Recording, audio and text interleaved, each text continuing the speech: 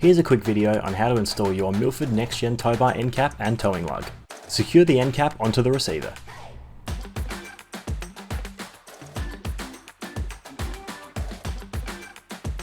Open up the cap and insert your towing lug and tow ball assembly. Insert the securing pin through the receiver and lug. Insert your R-clip through the hole on the securing pin as shown. Screw in the pinch bolt in the top right hand side hole on the receiver. Attach your D-shackles as shown and hand tighten them.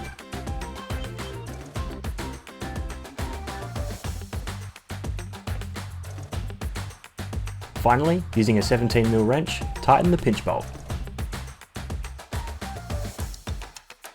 You've now fully installed your Milford Next-Gen Towbar. Enjoy your towing.